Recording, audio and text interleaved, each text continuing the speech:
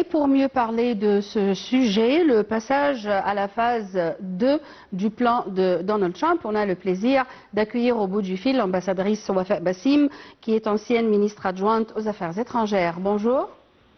Bonjour, madame. Alors, le passage à la phase 2 repose sur la création d'un comité technocratique de 15 membres. Comment ce comité peut-il asseoir sa légitimité auprès de la population de Gaza alors qu'il opère sous la supervision directe d'un conseil de paix présidé par Trump?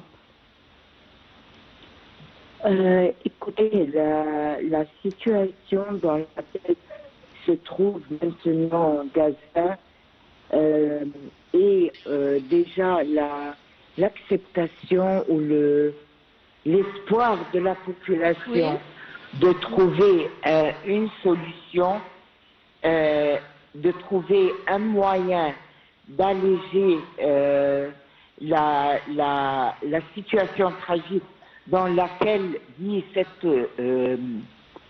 population, fait que les Gazans sont prêts à n'importe quel moyen d'arrêter, de consolider le cessez-du-feu et de retourner, disons, même très lentement à une vie normale.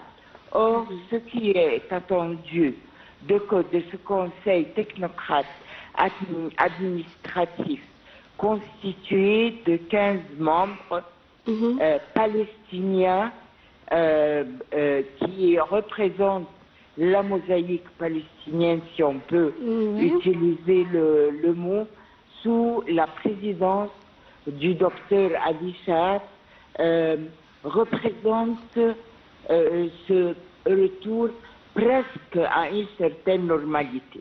Nous aurons là une direction, un comité administratif qui tient lieu d'un gouvernement même sur le plan de Gaza et qui opère sous la direction du Conseil de paix qui est présidé par le président Trump. Or, le président Trump a donné non son accord, mais sa promesse de commencer la phase 2 par la constitution de ce conseil de technocrates.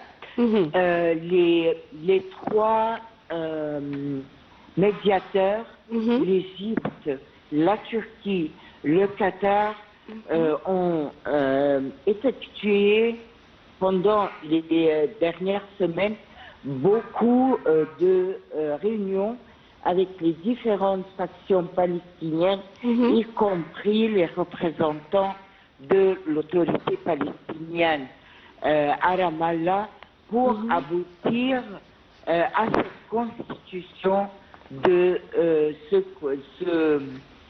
ce gouvernement, ce comité technocrate.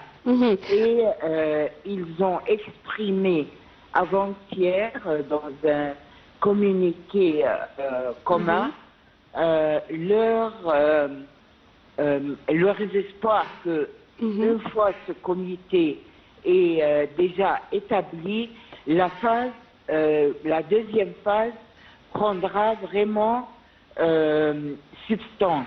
Donc, il y a une consolidation du cessez-du-feu, il y a une ouverture des passages de tous les côtés, de façon à faire acheminer l'aide humanitaire, le nécessaire humanitaire, surtout avec la situation météorologique extrêmement tragique, comme nous l'avons vu, et aussi il y a les enfants surtout, qui meurent de froid, et donc il faut très rapidement acheminer les aides, refuges, les tentes, l'alimentation, les médicaments.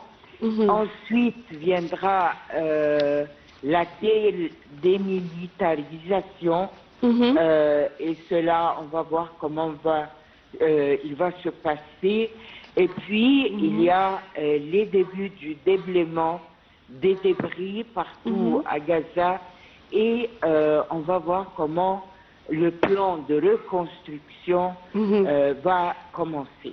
Netanyahou a dit que ce passage à la phase 2 est une mesure formelle. Comment vous voyez cette déclaration de Benjamin Netanyahou? Écoutez, lui-même, il n'a pas donné d'explication à ce qu'il veut dire par un passage formel ou une formule formelle. Oui. Qu'est-ce qu'il veut dire? C'est assez vague, assez, disons, mystérieux, comme beaucoup de déclarations de la part du Premier ministre israélien.